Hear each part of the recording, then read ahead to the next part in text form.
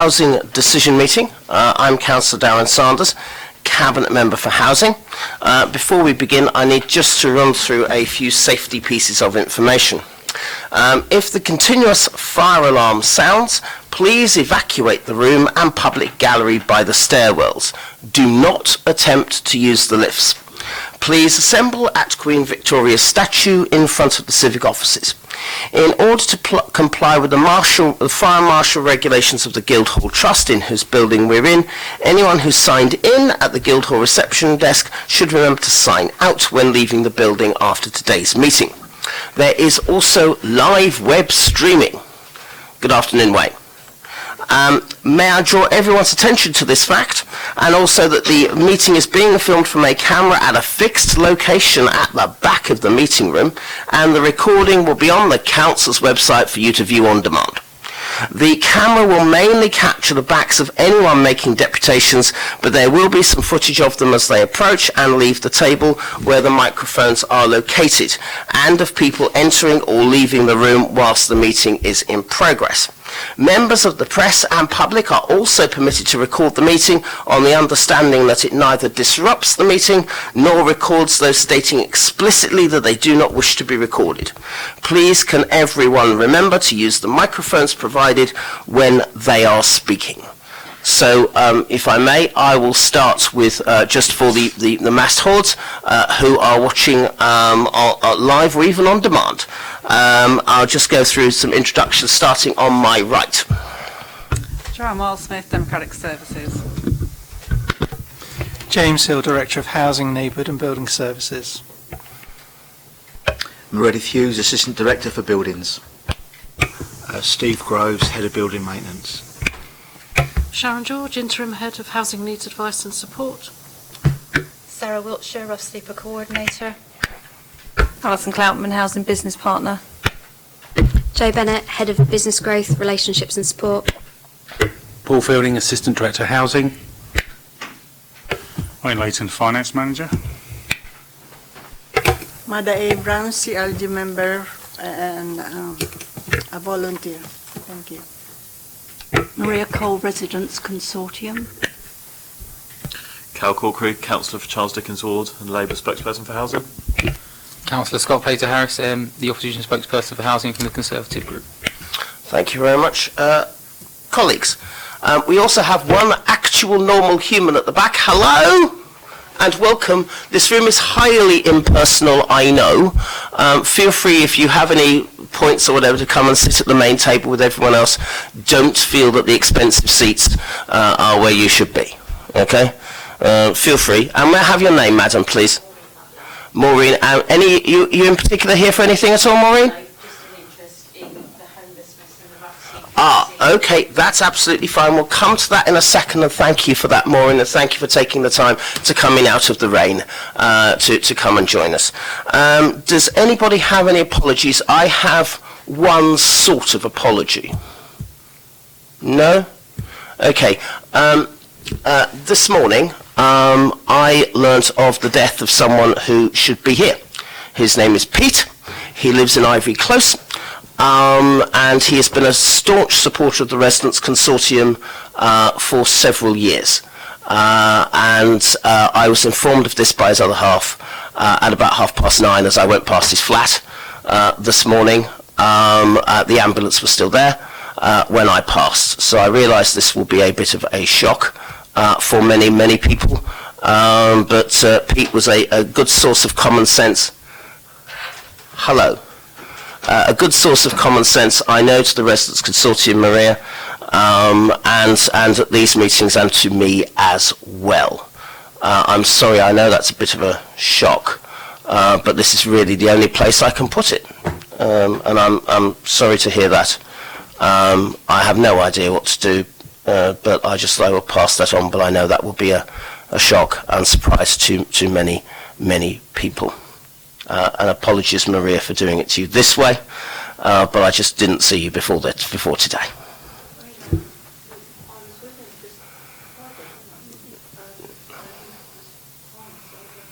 Yes. You weren't alone. It's not what I expect on my, or I have to say it's not the sort of thing I expect on my walk into work. But I'm sure all our thoughts are with his friends and with his family, of which there are many, many hundreds.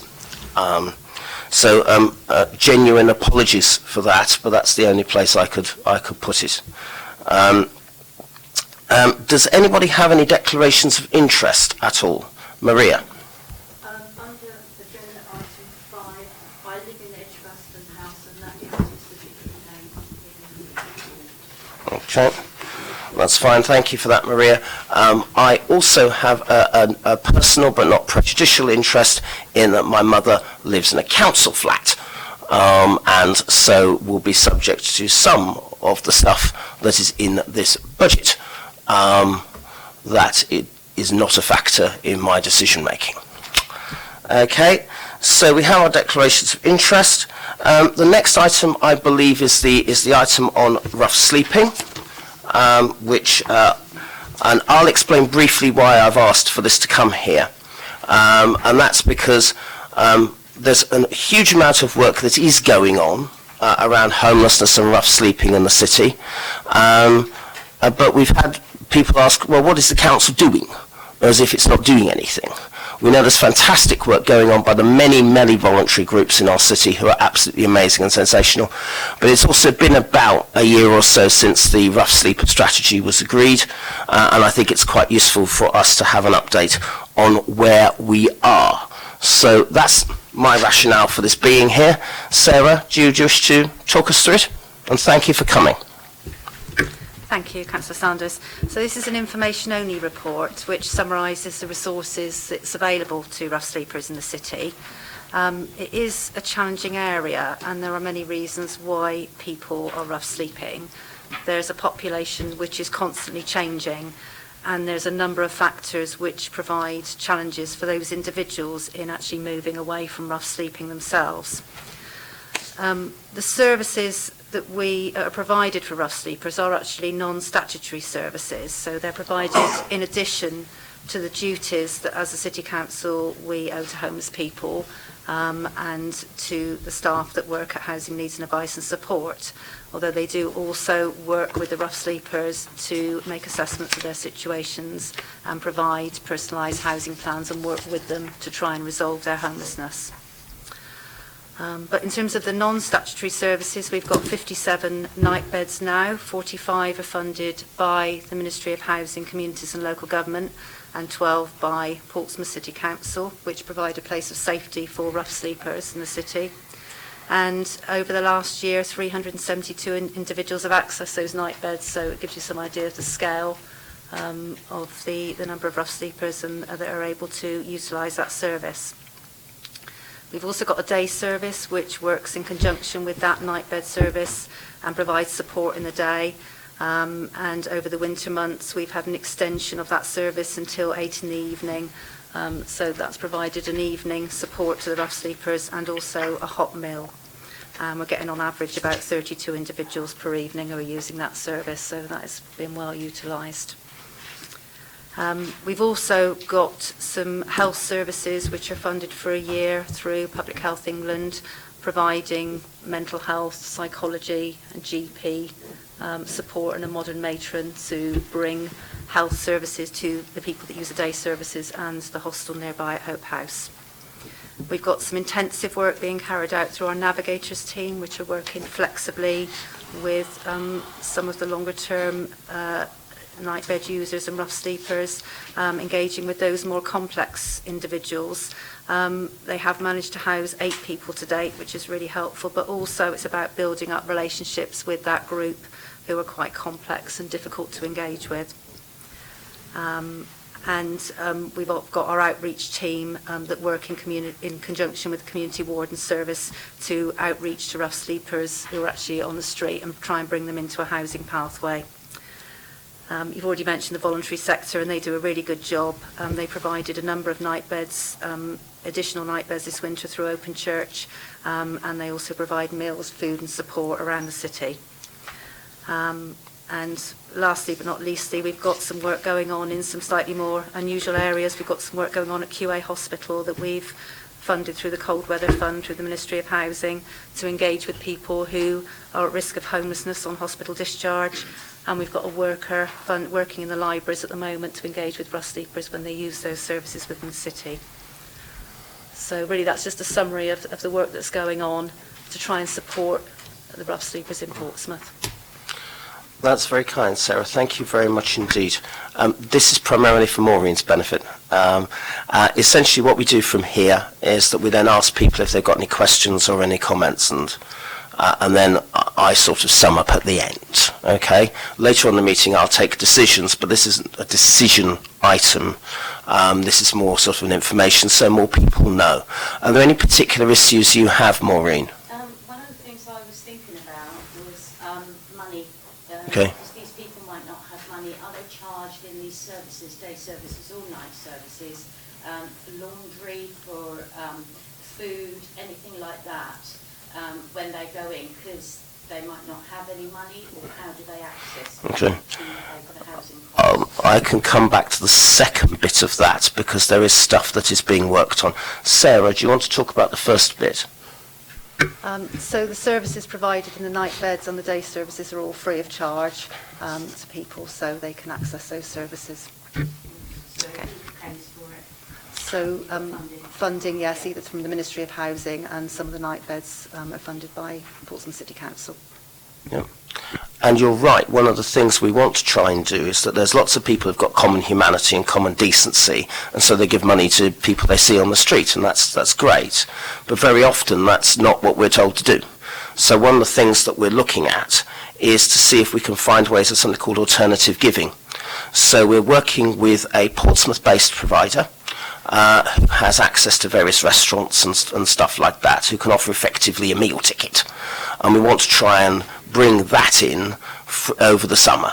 And the officers are currently working with the provider, who's presented to a group that oversees the rough sleeping approach in the city, which includes all the voluntary agencies, the statutory agencies and various political parties as well.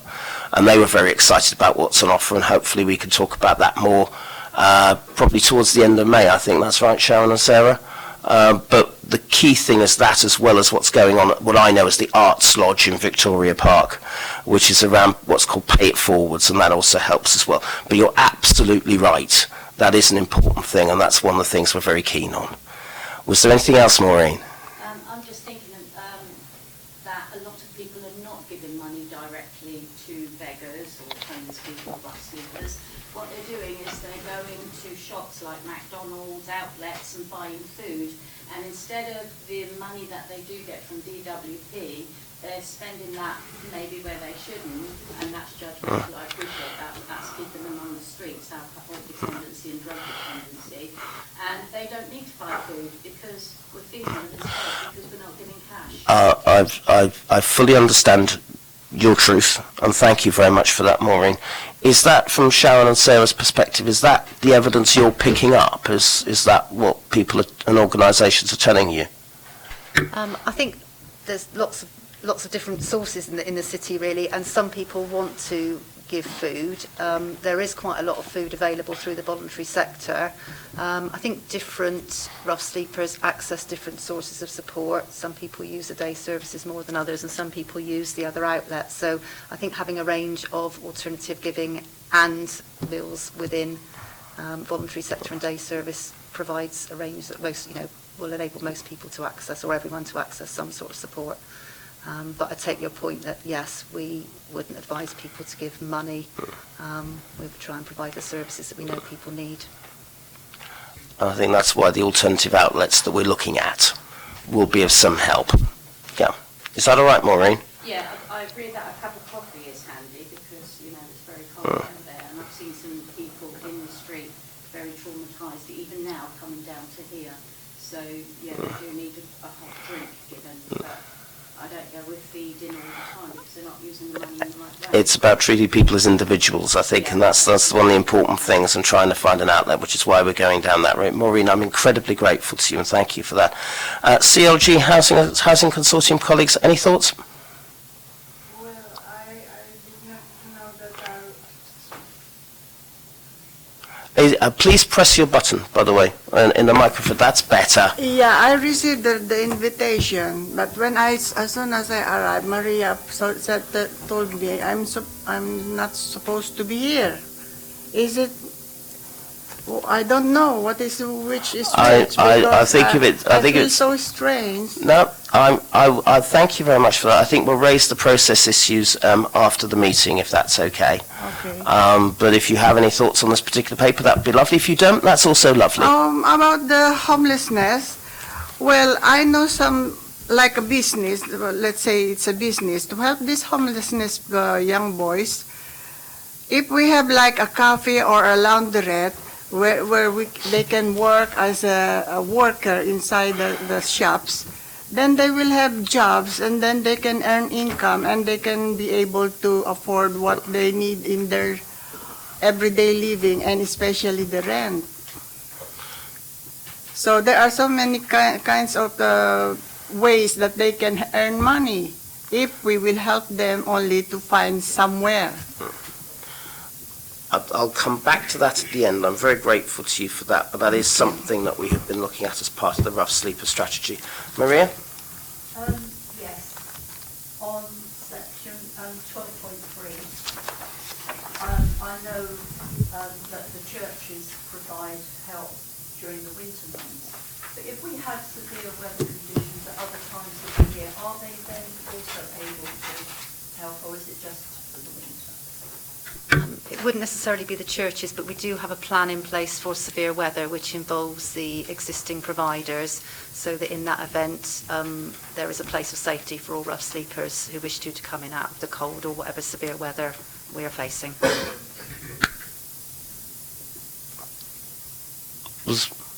That was your comment. Cal? Thank you. I just wanted to start, I guess, by echoing your sentiments about the passing of Peter Burton. Peter was a kind of really well-known and respected figure in his community, former resident of Horatia House, was then moved into one of the ground floor properties at Ivy Close, attended the Residents' Consortium meeting with us last Thursday just, kind of trying to speak up for the concerns that he had and other council tenants, and quite often kind of as one of his ward councillors would be feeding back issues to me and was really passionate about the area in which he lived and trying to kind of stand up for people. So yeah, I'm pretty shocked to hear that. It's the first time I'd heard it. So definitely pass on my condolences to the friends and family. So just to move on to the report, in terms of section 5.5 and the number of nights that beds were at full capacity, listed as 16%, I was just curious about how confident we are in the accuracy of those figures, firstly. So we do collect data about the people who use night beds and how many people do not attend.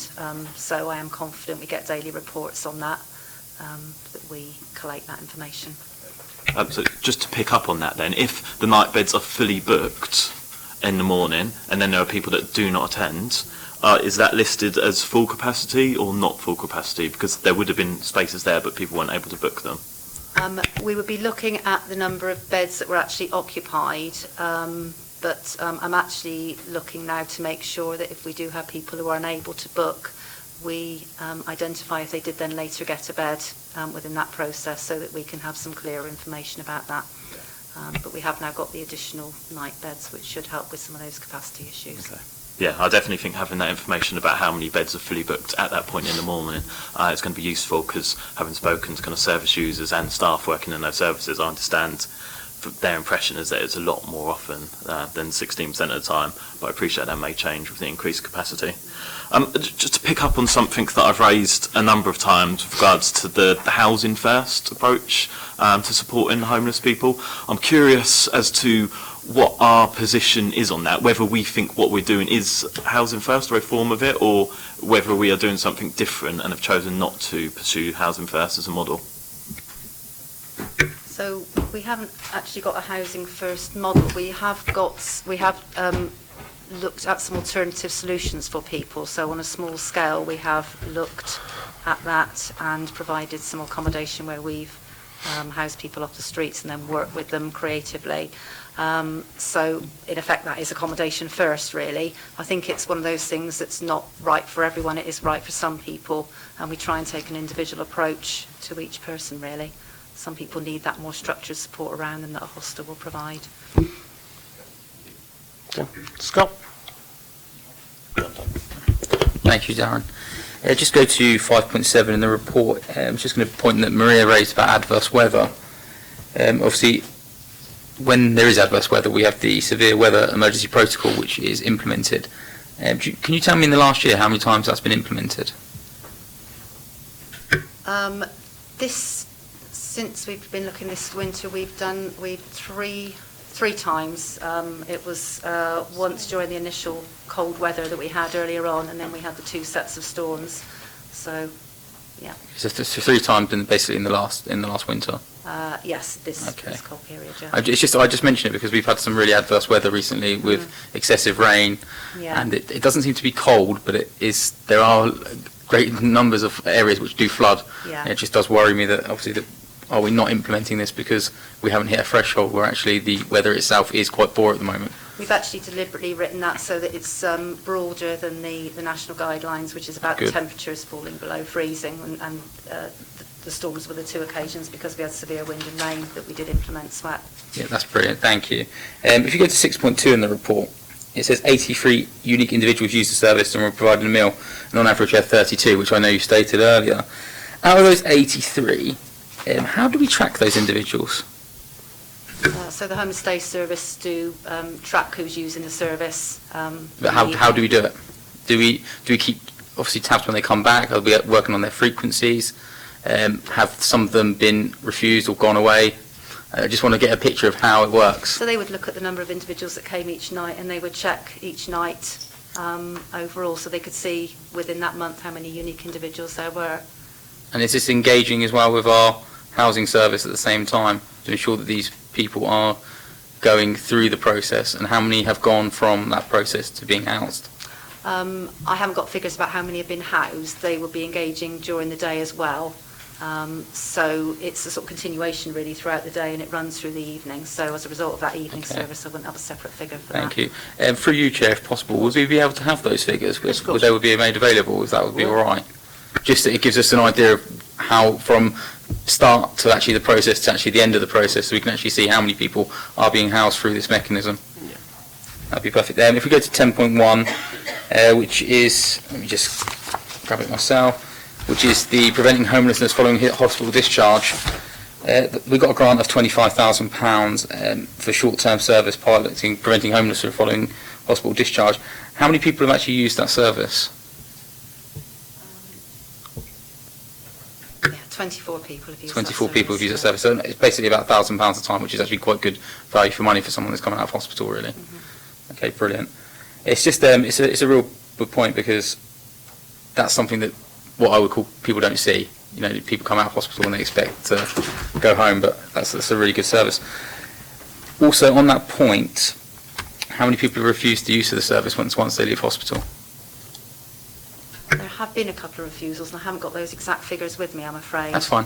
And through the chair, if we can have those as well. Yeah. Perfect. Sorry if I'm killing you by data. I just enjoyed to see the nitty-gritty of it. And I'm going to go finish on 13.1, if I may, Chair. Of course you can. Which is really congratulations for the award of £650,000, which I think is great, and it's really quite pleasing to see that even though there's been a change of administration on the issues of homelessness, you are following through with the work that was started probably 4 or 5 years ago, and it's really important to see it's still going that way, and there's more to do. So, well done. Thank you very much, Scott. Well, that saves me doing half the thank yous, exactly, thank you very much. I wanted to start by thanking people who aren't me, which is quite rare. I would, firstly, just following on from Scott's point, I'd like to thank my predecessor, Paul Gaudier, whose work and enthusiasm and commitment led to the creation of the day and the night service. And I think one of the things that we, as Liberal Democrats, are now doing is building on that by actually looking at the longer term issues as well that face us, and also responding to issues that come up.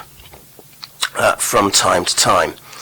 And I think it's interesting because Sarah said earlier on that this is a non-statutory service. In English, that means we have no legal duty to help any rough sleeper at all. Now, I regard that as nuts, and I regard that as immoral. And I think, and that's why we do create a lot of help to try and help people. And one of the things I would like to see is that this does become a legal duty, just as it becomes a legal duty if you get kicked out by a landlord or get kicked out by your friends and family, so that we can actually ensure that we have a proper and statutory footing on which to assist. And as a result of it being a non-statutory duty, we've had to rely a lot on government money. And Scott is right, since my party resumed power in May 2018, we've had more than £2 million of government money, for which we're eternally grateful, as well as some imaginative ways of using council money as well. So, for instance, we've doubled the number of wardens, partly because we wanted to look and see, to try and help people who were sleeping rough in the staircases in tower blocks in Buckland and in various other places across the city. That's the right way forwards. And I think one of the things we've got to do, building on Paul Gaudier's work, is to be more integrated and more long-term. Coming back to Cal's point about housing first, from my reading, different people have different ideas of what that means. Whether in Brighton it's purely for people who have complex mental health issues.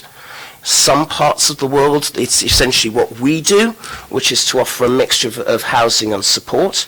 In other parts of the world, it's more what I know you're very keen on, which is put people in a home first and then worry about putting the support together later.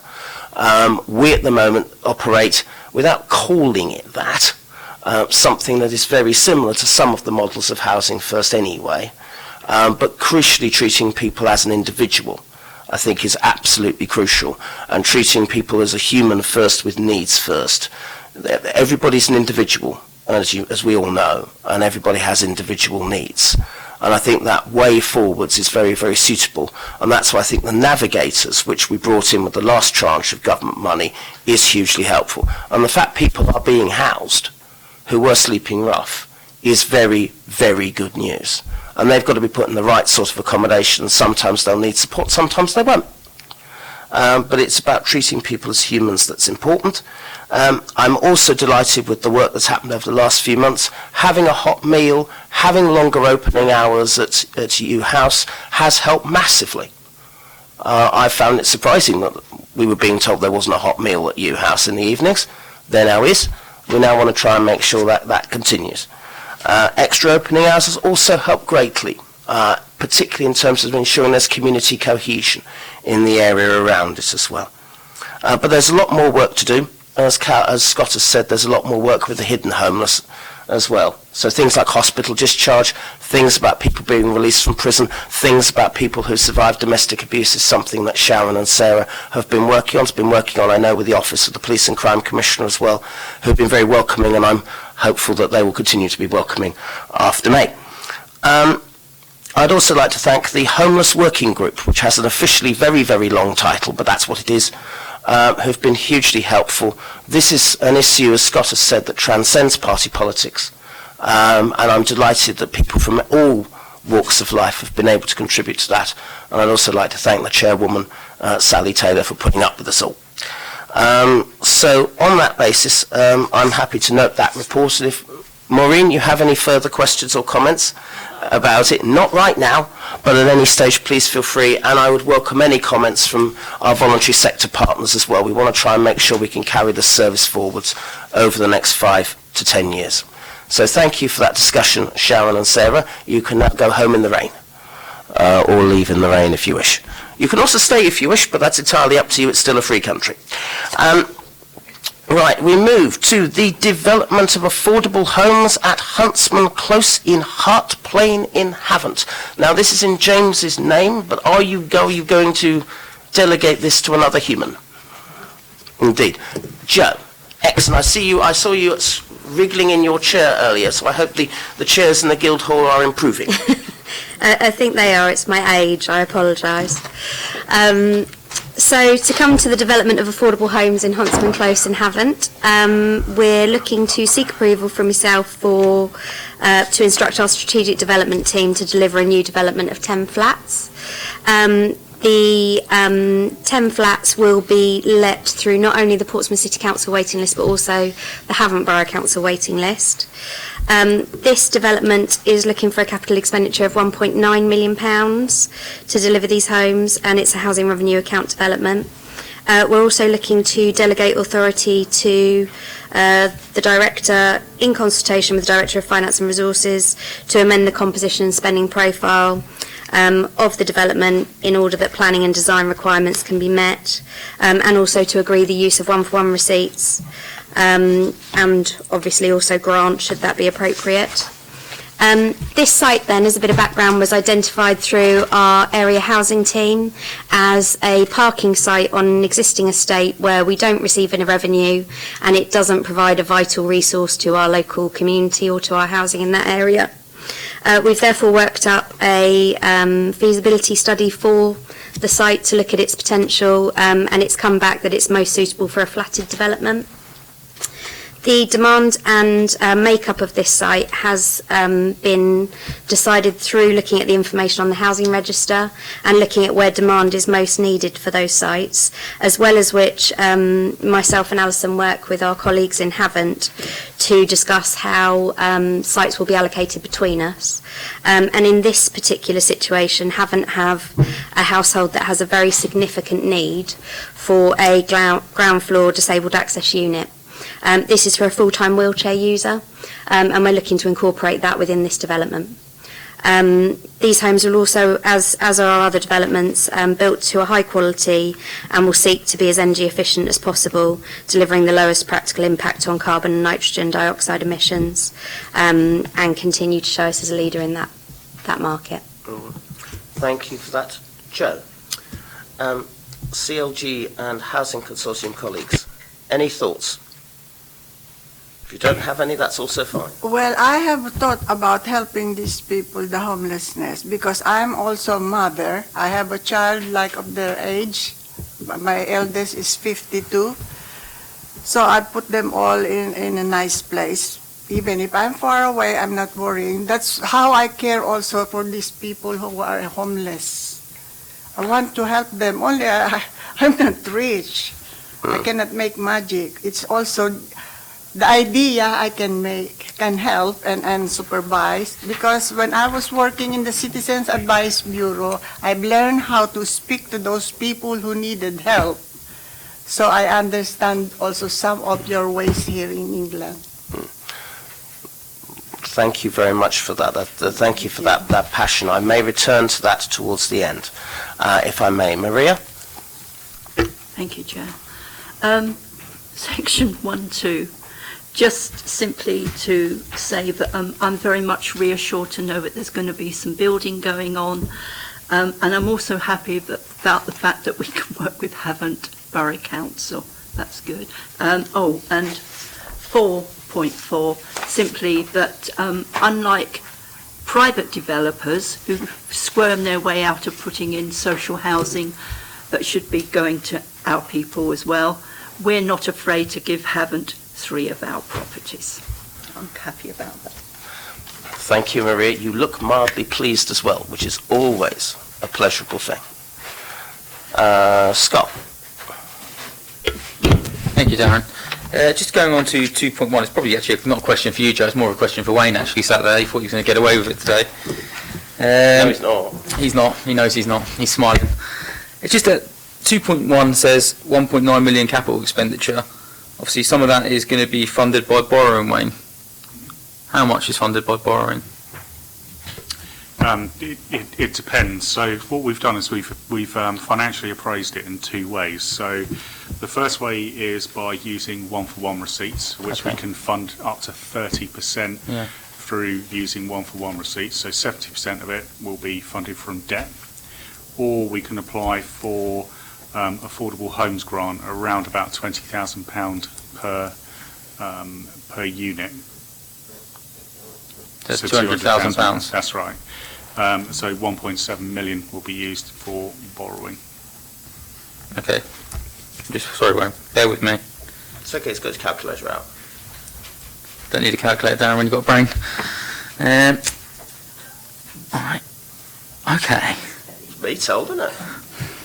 Sorry. I do it sometimes and don't realise I'm doing it. No, you don't. I'm glad you're used to me by now. It wasn't like this in rehearsals, I tell you. No, it wasn't. Well, I was on time. For a start, okay. So what model are you going for? What do you mean? Because I've written down about the grant funding and 2.3. So if we don't get the grant funding, basically you're going to go for the other model. I'm assuming, just looking at... Yeah, so there's only a finite amount of one-for-one receipts. So if we can deliver the project and we can get external funding and we can use our one-for-one receipts on other projects, then we'll try and apply for that. So it's just basically keeping our options open. Yeah, okay. I have no issue with the build. I think it's a great actual build. It's really, really sensible. And it's great that obviously that we're using our partnership in Havant. It's perfect. It just comes down to the grant. Obviously, I just want to know how we're going to pay for it and which way around. So I don't know if this is a question for you, James, but have you identified how far are we along the lines of getting that financial grant over the line? Sorry. So the problem we have is that the current guidance says we can either use one-for-one receipts or we can fund it from a grant. We can't use a mixture of the two. No, that's what I'm saying. You said you're going for the grant first, so I'm asking how far along. Sorry, I'm asking how far along we are for the grant. Do you want to answer that? Because obviously, if you're doing that first, I imagine that's what you're down that line already. So, I should have asked this earlier. I'm really sorry. yes. Until the budget announcement, which won't be until the 11th, Yes, we that's cannot right. apply for any grant funding because Homes England's funding is currently static and left as it is. So once I know after the budget what grant funding I can apply for, then I can apply for grant funding to support this scheme. At that point, if we're successful, then Wayne will redo the financial appraisal and it will be with funding. Brilliant. And That's fine. That's all. It's just that I'd rather know what we're doing. So as soon as we know, can someone please tell me?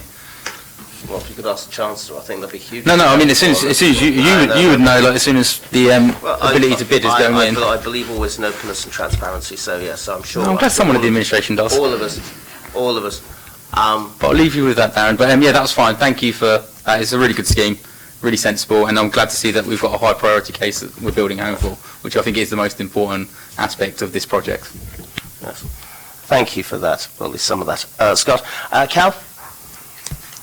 Just to clarify firstly, in terms of the right to buy receipts, how much do we retain? Do we retain it all, or is it a percentage of what is sold? Yeah, so provided we reinvest it back into the housing, then yeah, we retain it. But we've got to spend it within a certain amount of time. Okay. So we brought in 4.2 million last year in right to buy receipts, so that's a fair bit to be working with. Okay. In terms of my main question around this is around the green and environmental standards of the homes. Yep. So 4.6 obviously touches on this, and it says that the homes were built to a high quality goods and seek to make them as energy efficient as possible, delivering the lowest practical impact on carbon and nitrogen dioxide emissions. I was just wondering if we had any more, if that had been fleshed out, what kind of standards and what kind of tools are we going to be using to make sure that they're kind of as green as they possibly could be?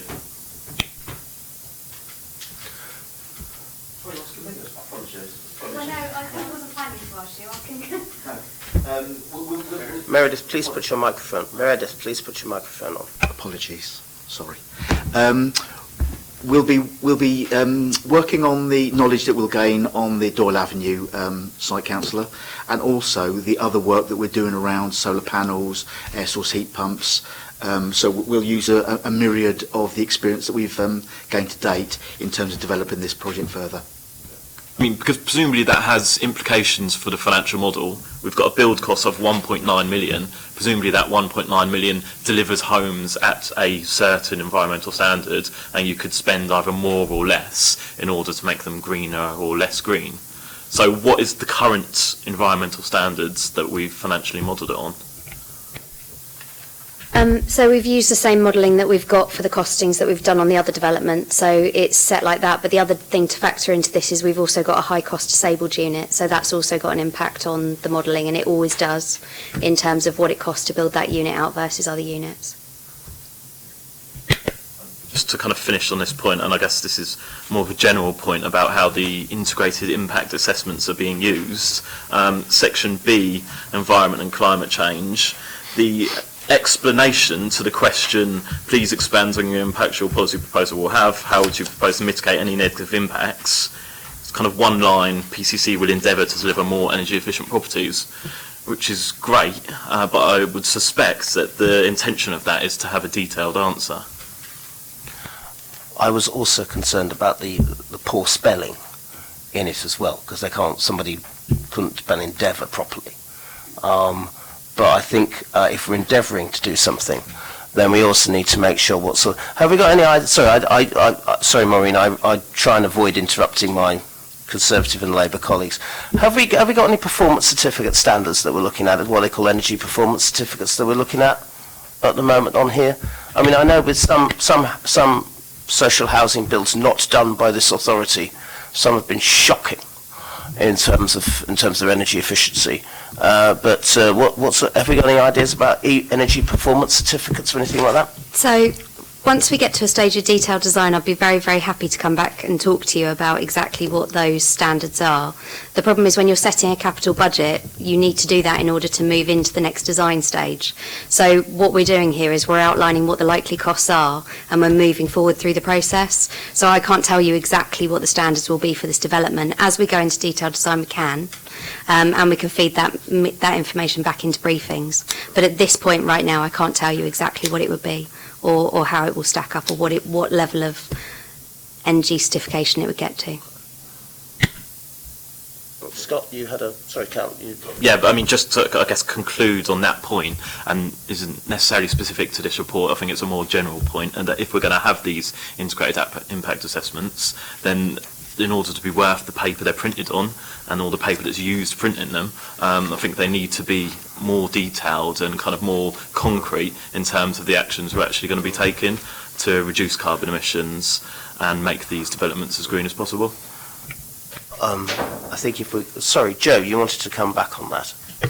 One of the things we could do with it is to do exactly what we do with the financial appraisal. So as we move through the process, we update the information to make sure that, one, we're staying financially viable. But absolutely, as you say, as we move through that detailed process, we can update that and make sure that we're staying where we should and use the document to evidence that.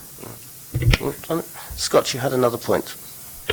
Just quite a point that Meredith said about the Doyle Avenue development, and it sounds like potentially using it as a guinea pig to see what goes wrong and what works. Just the fact the way it's just maybe the way you said it, we're going to see how that one goes, and then we factor into this one. It's pretty much along those lines. Can you just explain that? Sorry. It's just the way you said it, Meredith. I mean, I picked up on the point you said we're using the same for Doyle Avenue. Yes. And then when we go into this project, we're going to see how that one works, or the costings and. This is to do with the costings of the work. Yeah, this is what I'm saying. So obviously, are we going into the Doyle one a bit blind on costings, or is it this one we're not too sure about the costings? No, the consultants working on the Doyle Avenue have worked out various cost plans and cost estimates based on the specification that they've developed. The project in front of you has got a very brief specification at the moment because it's based on a square meterage against the plan layout for the site. Okay, it's just I asked that question because obviously with the way global supply chain is at the moment and trying to source products all over the world, and you can't get them because 80% of the products come from a place which is quarantined, it just worries me that potentially we could be looking at costs rising rather than going down. Possibly, but that'll be reflected in the risk analysis that we'll do as we put the estimates together. It's more to the point that I raised that because a project that we spoke about 6 months ago is now probably going to go towards planning very shortly. We have probably build starting as soon as that's done, and we have a global supply chain which is in all over the world, which is in ruins potentially. So that build, effectively the one that you mentioned, Doyle Avenue, could actually go up. Potentially. I'm putting a potential feasibility out there because you obviously I wasn't going to talk about it, you mentioned it, and it just really made my a bit of a light bulb moment on my brain. It's a valid point. Yeah. I just want to know that if that does happen, can myself and Councillor Corkery be kept up to date on the costings of those projects? Well, can I be kept up to date as well, please? I'd like to think so. But that's, sorry, that was me picking a point that you mentioned. I wouldn't have even thought about it until global supply chain is killing me at the moment. Wayne, as our finance bod. I think the problem we have is it's procedural. So we need to come up with an estimated budget for anything that we build in order to be able to change the capital programme so we can actually spend. So when we come here, we'll have an outline budget. If something happened where the amount that we've got approved within the capital budget isn't enough, we've got to come back to this committee and request further funds.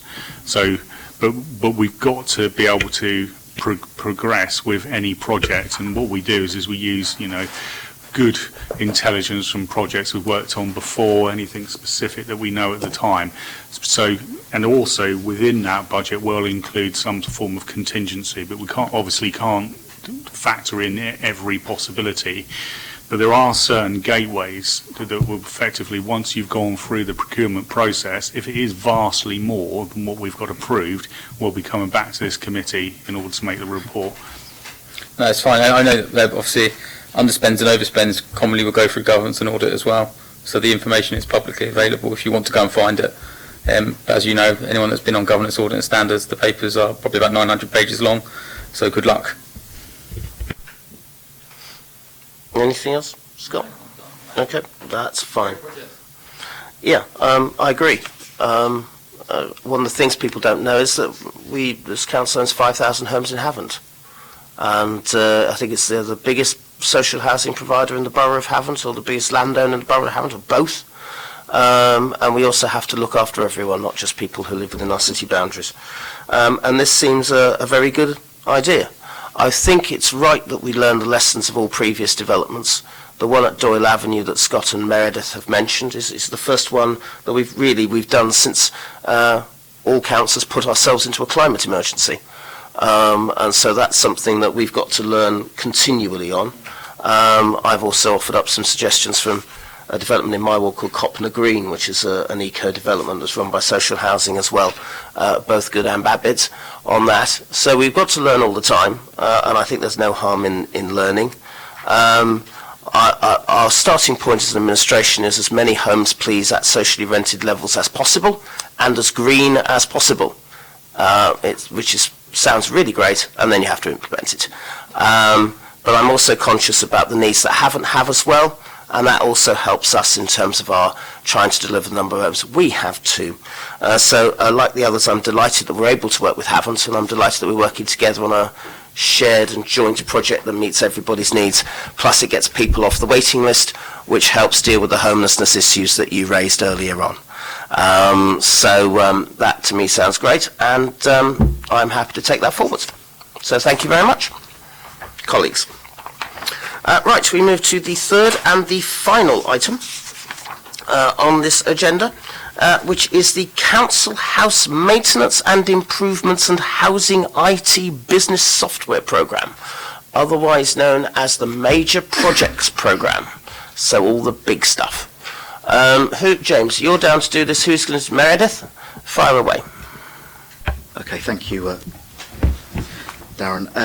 The report in front of you is the annual report that we bring to Housing Cabinet, and it presents to residents and members the detail behind our spending plans for the next 12 months around the revenue and capital expenditure on council house maintenance, together with the IT expenditure for software and hardware within the HRA. We seek approval to incur the expenditure in respect to the capital projects and also the rolling programmes that were included in there.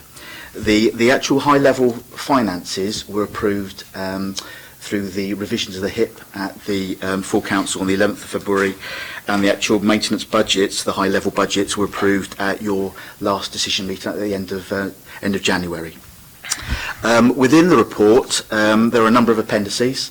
The first appendix is the high-level revenue expenditure, which shows the various budget lines against the revenue expenditure for next year. Appendix B it forms two parts. It's the capital expenditure, again the detailed lines of capital expenditure, plus then the financial global appraisal for my colleague Wayne Layton for the approvals to proceed with the schemes. We've got then Appendix C, which is the detail and explanation behind the hardware and software expenditure.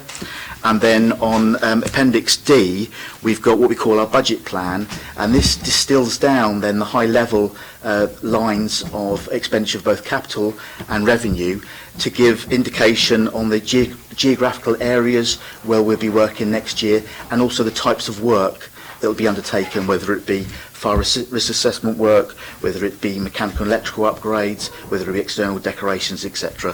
So it gives the it gives both residents and councillors our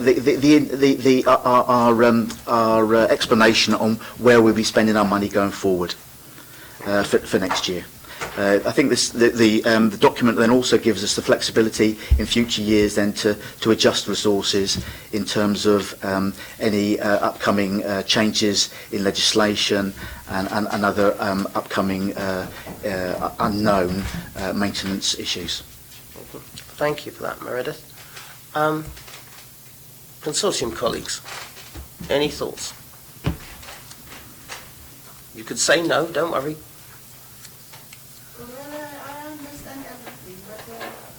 Could you please switch your microphone on? That was very kind of you. Thank you. It's just how to run it. It really needs like our accountants. We have to know our ledger book, which the debit and credit will be balanced, and there is no, if it is no balance there and no profit, so it's not working. So everything we'll do is to plan all the economy, to make the economics, so that you know which are the expenditures and how many budget you have, and to run it, how much to the rents and people who will help or voluntary like that. About this homelessness I was talking about, sir. Right. Thank you very much. Well, that is because of this accounting that I have a bit of knowledge. So it's all talks about you just don't plan and without thinking about the expenditures also, and the money coming in. Yes, I've seen many a newspaper article which shows zero understanding of housing finance, saying things can be funded from the council tax, which I thought was mildly interesting. So I think that's a fair point, and it's about how to make sure that projects stay within budget and how we can deliver as much value for money as possible, and certainly they can run ideally to time and to budget, which are two important things. So that's very kind of you. Thank you. Maria, did you have anything else, my love? Yes. Just two items. They're actually repeated a few times. So I'm just going to refer to page 35. Right at the top, you've got asbestos removal. This has come up year after year after year. I'm just wondering how much more asbestos is there, or do you know how much to remove? Because how many more years is it going to go on for? Obviously, our buildings were built predominantly in the 50s and 60s, when obviously there was a lot of asbestos used in building products. So, most of our buildings were built in that period, so most of our buildings will contain asbestos in some areas. And this funding is continually to, as we come across, asbestos is safe, as we've always sort of said, as long as it's in good condition and it's left untouched. But this is related to whenever we do repair work in some of those buildings, if we identify any areas where asbestos needs to be removed, then we will remove that asbestos as part of doing the repair work that we're doing in terms of maintaining our assets. So you don't actually know that you've got another 5,000 houses to sort out all? The money that's in there, no, it's because in some areas the asbestos will remain in those buildings probably for the life of that building, and it's only really economic to remove that asbestos when you're doing it as part of any other work, or if there is an issue with any of the areas that we identify. So it's an ongoing, and you will always see it every year probably, within this budget. My other point was we're retrofitting sprinklers to Ladywood and Handsworth House. Do you know when that's starting and how long that would take place? In terms of the sprinkler programme, that will commence this coming financial year. We've been working on that scheme for the last few, in this current financial year in terms of preparing the scheme. That is the first 2 blocks that we're going to be retrofitting. So there has been a lot of design element in terms of getting that off of the ground. But when we do the scheme, it will be a framework contract that will enable us to do our other blocks as part of a programme, and we will be able to follow that on in future years. And what we've got with our sprinkler programme is it's priority based. So what we've done is we've done an assessment of the blocks with the highest need, and then we will work through those blocks in that priority order. So the highest priority blocks for us is Ladywood and Handsworth. There are 2 tallest blocks, and they have a single escape staircase, so they are our top priority. And then once we do those blocks, we will move on to the next priority blocks. Do you have any idea then how long the works will actually take in each block at all? At this stage, I haven't got an exact programme, so it's a little bit like when Joe was talking about their work. So we are building that up, and obviously we will keep residents informed. The plan is when we're at the stage at the moment where I think we're about to go out to tender to get on board the contractors, and the intention will be is that when we do the scheme, we will have a pilot property that we will test out to find out how long it takes to take in each individual property and where the pipe runs will be, and then we will start to engage with the residents in those blocks so they can see what the sprinkler system is actually going to look like, and we will be more informed to be able to develop a programme that says exactly how long we're going to take to do each of the blocks. Thank you, Maria. Cal? Thank you. So now I've had a chance to study the kind of detail a bit more. I've got a couple of kind of specific questions, which I appreciate you may or may not be able to answer the details of. The first one is around Ash Road in Westlea, window replacement. So it's proposed that 1.5 million is allocated this coming financial year, followed by another 700,000 the following financial year. I know it's described as window replacement, but do you know any more about the specifics of what that relates to and the need for it? Yes, I think that follows.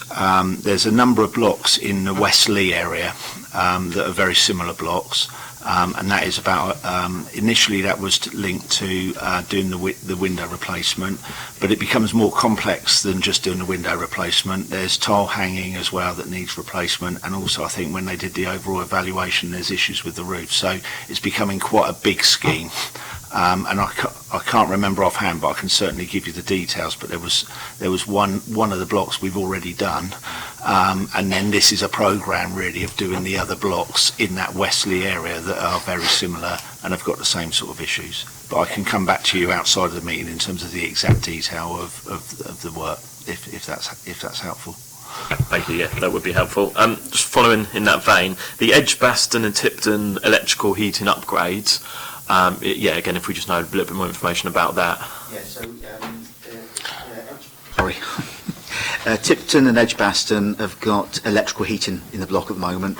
It's a combination of underfloor electric mats and night storage heaters, and the sum of money in there is the exploration of feasibility work around what's the most appropriate then heating to go back in there. So we've done some high level feasibilities in terms of whether we continue with whole scale electric heating in there or looking at perhaps a wider scale district heating system with CHP. So that work is being developed at the moment, and we'll have a better idea perhaps later in the summer of which route we're going to go down in terms of the actual route, in terms of the type of heating that we'll install in there. But sorry, did you say that the money that's been allocated is just for the feasibility, or if we No, allocate money for the works? No, we've done some high level feasibilities over either electric or district heating. So that's what the money's for. But we've got some more work to determine which of those two choices we want to take. So the actual monies that you see in the budget book are for the total works, including feasibility, design, etc. And just to follow on to another kind of specific example, one that I probably know the most about, the Courts estate in Lamport, so Lord's Court, Crown Court, Wimpole and King Albert. This is probably the one area that I've received kind of the most contact from with regards to residents, with regards to the kind of general upkeep of the estate.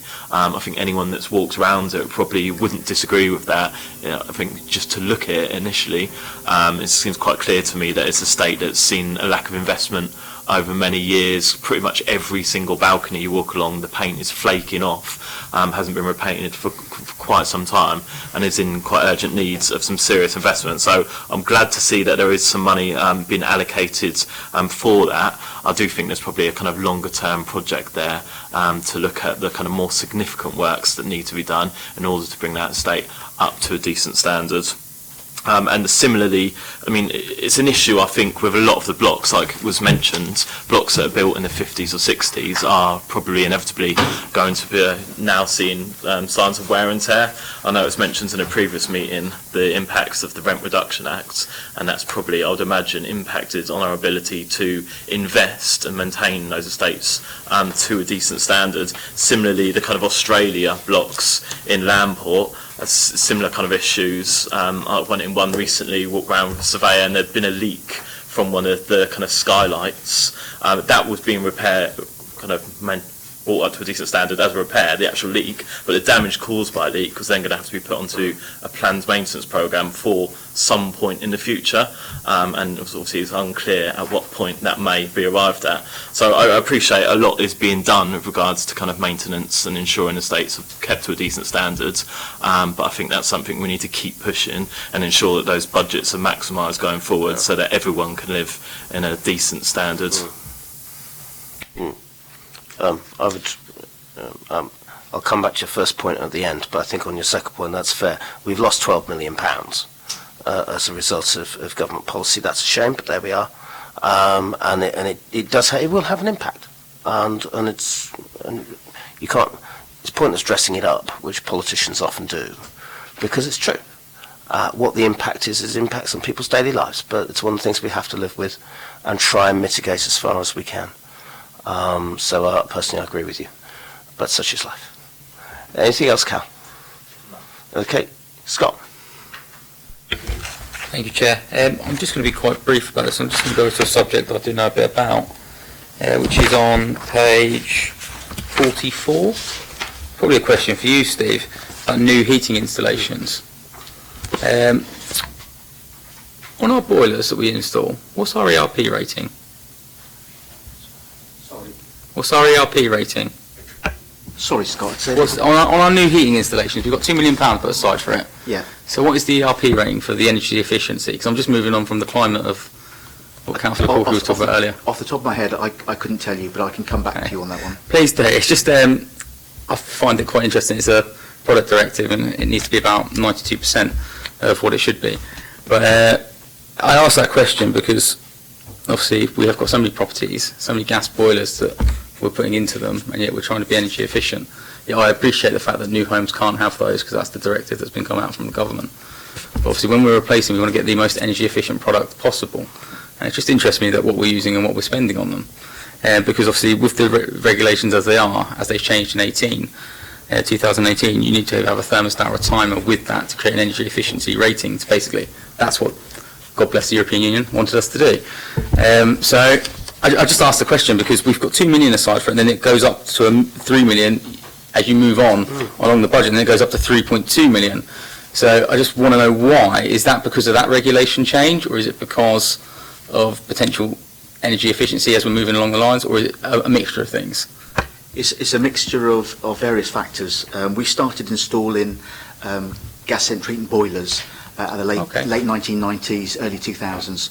We had massive programmes of investment in our properties, and we were installing in excess of 1,000 boilers a year. And what you're seeing there is as those boilers then become time expired and need to be replaced, we're forward planning in terms of those works going forward.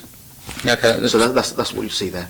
That's perfect sense. It rises, and I can see why it rises now, because obviously you have the additional legislation. It means you have to buy basically more products, which is great for the installer, but not great for the person that's paying for it.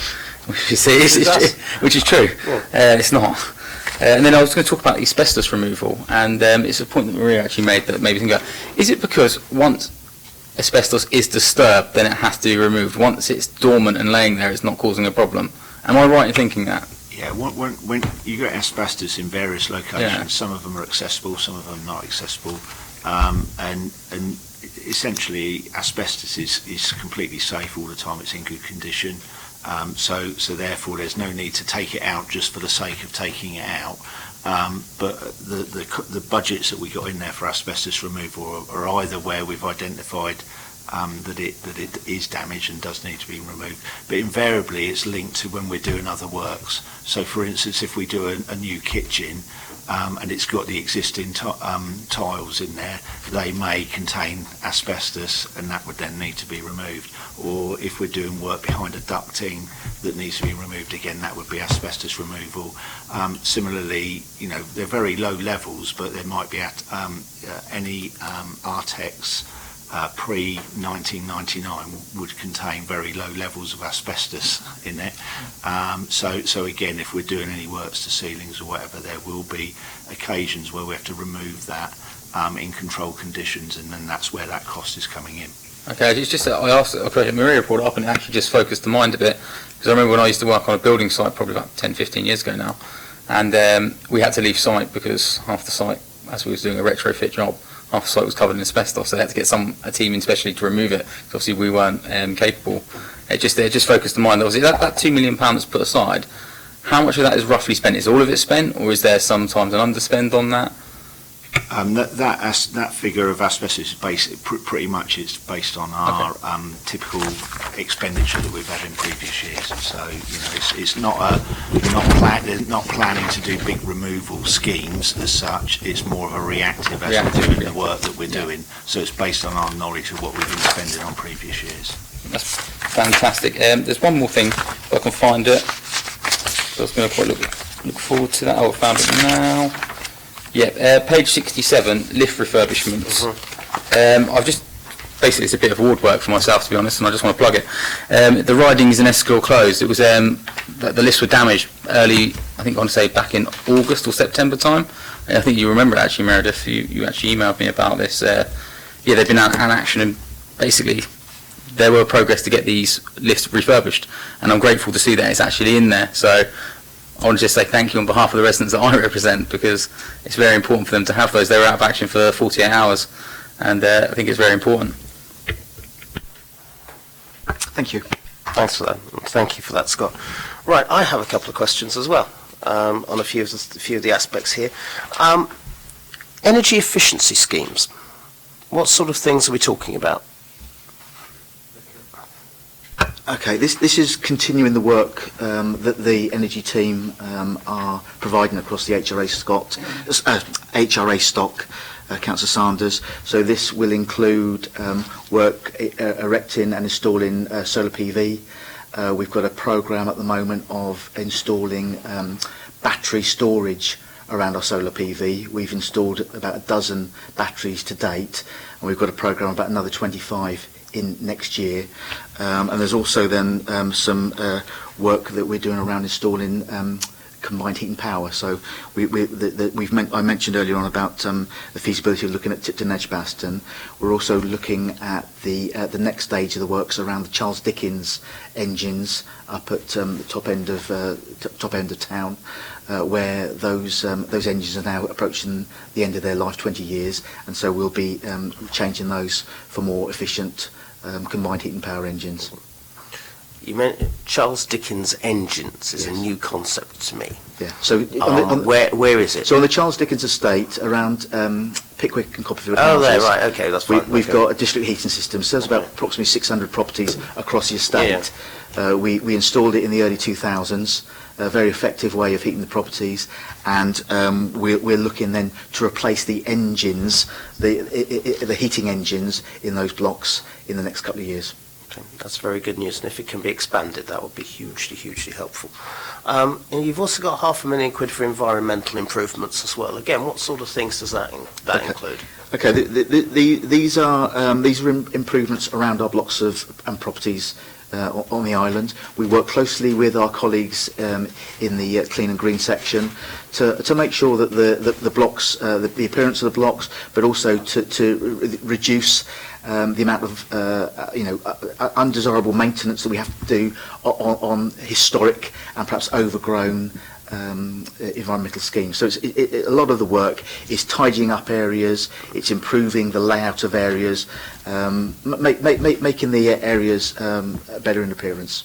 Okay, that's great. Thank you for that, Meredith. Right, well, I'm happy to approve this budget. I think a few things stand out for me. The first is the next round of money for sprinklers. That's something the Fire Brigades Union has been banging on about for years, and they're right. And I'm delighted that we're prioritising the blocks that need it the most, the blocks with the single entrances and the tallest ones first, and then working through that list. And I think that's very good forward planning. None of us really know what's going to emerge from the Grenfell inquiry, but it's absolutely important that we're taking proactive work on that, so that's very good. Cal doesn't know this, but officers will. The courts has been a priority for me for a couple of years on the grounds of some of the masonry's rubbish, and you're right about the paint and everything else, so I'm finally delighted that we're able to spend some cash in there, because I think that is long, long overdue. As you know, the internals are lovely and the flats are nice. It's just they need a good, positive environment in there. And I note your offer of assistance with regards to the future as being very helpful, because I think we have to take people with us. It is a block that has been up there for a long time. You probably wouldn't have designed it now, but we do need to make sure we have a proper way forwards for the people who are living there, and I'm delighted that that priority's been put forwards. I would also have a plug for the Eastern Road screens as well. I'm delighted to see those windows being changed, because Her Majesty's Crittle is not exactly the greatest thing you see when you're in a traffic jam on the Eastern Road. And I'm also pleased around things like energy efficiency schemes, street lights on housing land, that sort of stuff, which is showing a commitment to our green agenda and responding to the climate emergency. We need to make sure that's aligned with the wider energy and water at home work that we're doing in the private sector. I think it's pretty bad if we're going to tell a whole bunch of private landlords they've got to do up their places and we don't. So I'm glad that we are, and I hope there'll be some alignment on that. So on that basis, I'm delighted to approve that budget. And with that, that closes the formal part of the meeting. So I'm grateful. I have that, Joe, at closing it at 5:42. There is a second stage to this meeting, which people watching live or on demand will see in a couple of weeks' time. But for CLG colleagues and Fiona from the news, thank you very much for coming.